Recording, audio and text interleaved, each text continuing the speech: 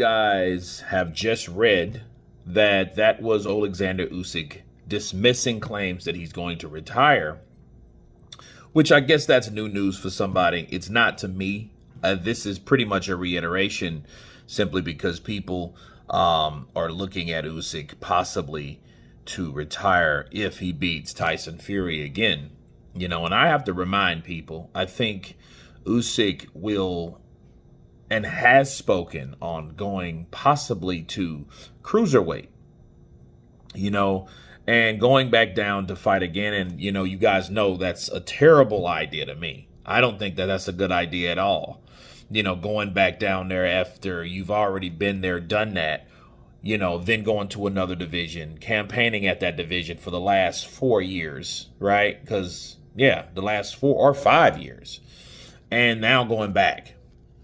You know, we learned that about Roy Jones. We learned that about a lot of fighters that tried to go up and go down, like Oscar De La Hoya. You know, he fought Bernard Hopkins at a catch weight of 157, but then tried to go back to 146 to take on Manny Pacquiao, and that did not help him so much either, did it? So I think that that's a terrible mistake. However, it already debunks the idea of him retiring, because obviously whatever he plans to do, it's not to sit on his ass. If anything, if he was going to retire from the sport of boxing, it would be to join his football team, you know, that he is very, very passionate about. You know, another passion of Usyk is football, soccer for us in the United States.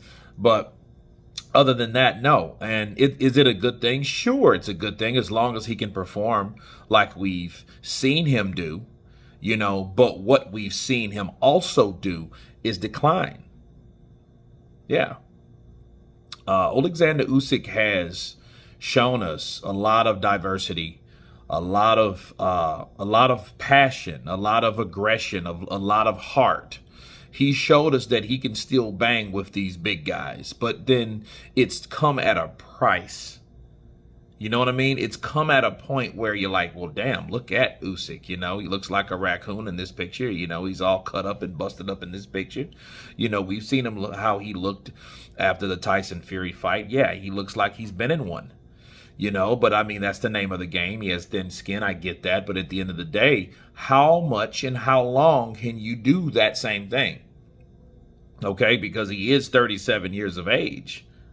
Okay. So being that age, you know, Father Time will eventually come knocking at your door, you know, and that's the whole thing. You know, that's why I don't really give Vasily Lomachenko too much stick, because he's already to a point where we've seen the decline.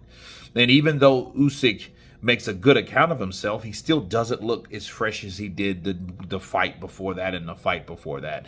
Even though I will argue that when he did fight Daniel Dubois, that was probably the softest I ever seen him. But, you know, you can tell he put the gas pedal to the floor when he did fight Tyson Fury, because he looked a little bit more chiseled, but not much more.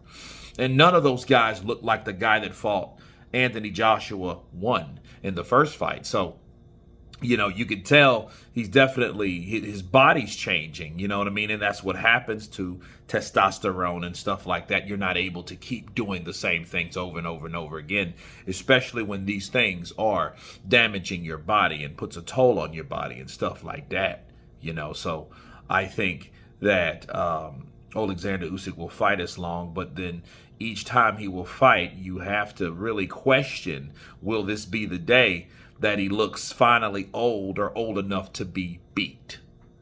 But otherwise, you guys tell me what you think of Oleksandr Usyk setting the record straight that he is still going to fight after the Tyson Fury rematch. Of course, please subscribe.